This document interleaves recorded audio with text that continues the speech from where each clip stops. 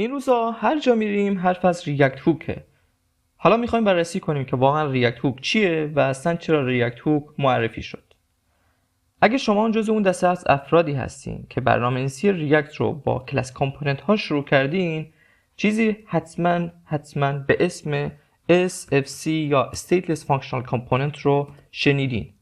در واقع وقتی ما کلاس کامپوننت ها رو می نوشتیم، نوشتن کلاس واسه ما سخت بود و می گفتیم خب چه خوب میشه که ما بتونیم یک کامپوننتی رو تعریف کنیم، حالا جدای از این که استیت نداره ولی یک فانکشنه، در واقع یک کلاس نیست.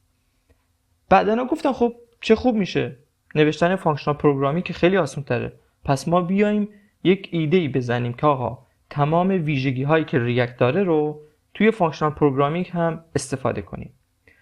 به همین دلیل توی نسخه 16.8 ریاکت ما میتونیم تمام استیت ها و لایف سایکل های کامپوننت رو توی فانکشنال پروگرامینگ هم استفاده کنیم.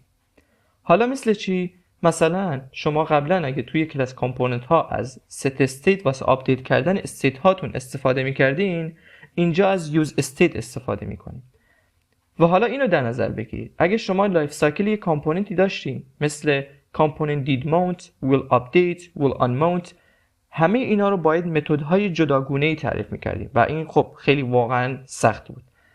ما دیگه توی فانکشنال کامپوننت ها فقط از یوز افکت استفاده میکنیم و یوز افکت خودش به تنهایی همه این سه تا کار رو واسه ما انجام میده.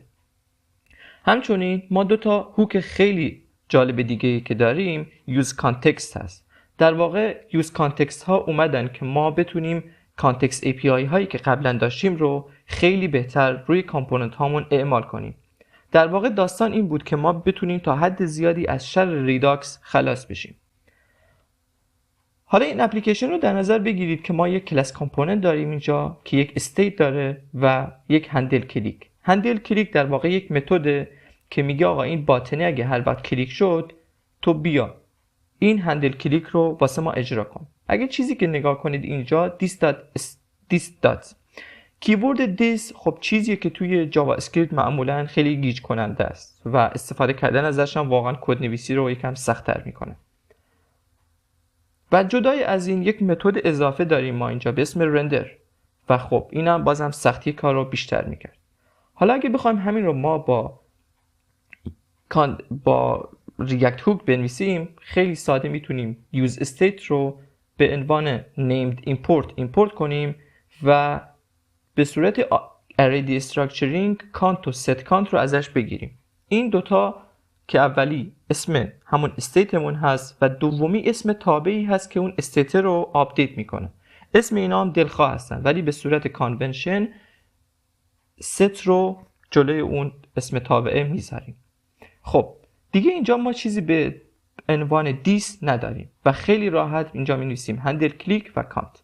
در واقع نکته سومی که میشه اضافه کرد اینه که ما توی فانکشنال پروگرامینگ برنامه‌نویسی خیلی ساده‌ای داریم و در واقع خانه کدهای ما هم واسه ماشین هم واسه انسان خیلی راحت‌تر میشه. و نکته دیگه‌ای که میشه اضافه کرد اینه که کامپوننت های ما قابلیت ریوزبیلیتی بیشتری دارن. یعنی چی؟ یعنی اینکه استیت هایی که ما درست کردیم و کامپوننت هایی که ما نوشتیم خیلی راحت‌تر میتونیم جاهای دیگه هم از اپلیکیشن استفاده کنیم. اگه این ویدیو واسهتون مفید بود حتما سیو کنید و واسه رفیقاتون هم بفرستید. مرسی، دمتون گرم.